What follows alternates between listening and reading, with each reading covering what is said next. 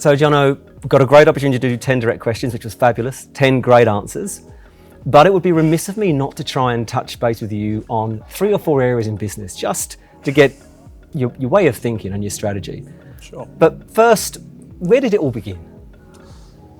Yeah. Well, there's no real obvious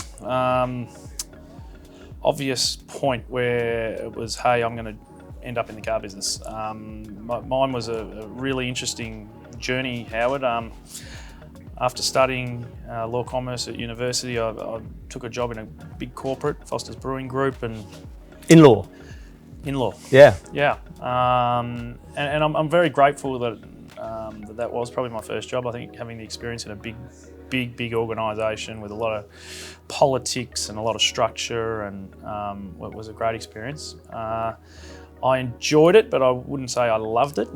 Then I went home into my family business, which was a very big business, and I was given a very senior role at a young age. So that was certainly getting thrown in the deep end. And the family business was an abattoir? An abattoir, yeah, meat processing business. In Kyneton? In Kyneton, yeah. And I really enjoyed it. I've never worked harder in my life in that period. Were you hands-on in the role? Yeah. So driving trucks? Yep. No, look, again, we mentioned in the 10 questions, my dad was always, when it's a family business, you've got to outwork everybody else and you've got to lead by example. And so that's what I did. And then later on, when my younger brothers joined the business, they sort of did the same. Yeah. But look, that was a great experience, and I enjoyed it, the highs and the lows, and everything in between.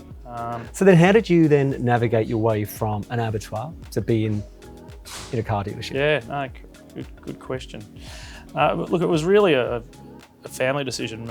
My wife and I decided that we wanted to have a city life at that point rather maybe than a life in the country. So I decided to look for something that allowed us to live in the city. And where did you meet Kate?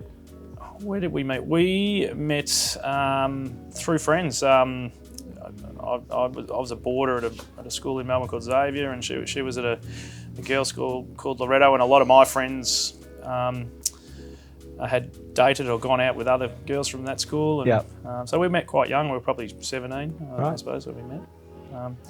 So getting back to how her father was in the car business, he owned a share of Berwick Toyota with this is Jeff Harris. Jeff Harris, yeah.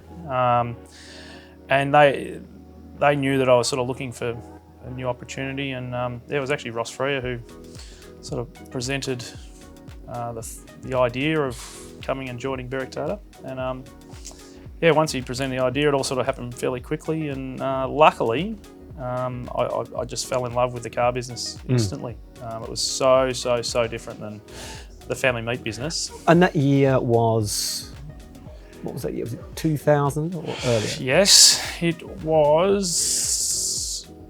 Now you're testing my memory, Howard. I think it was 2005. Yeah, that's my memory. 2005. Yeah. About 17 years ago. Wow.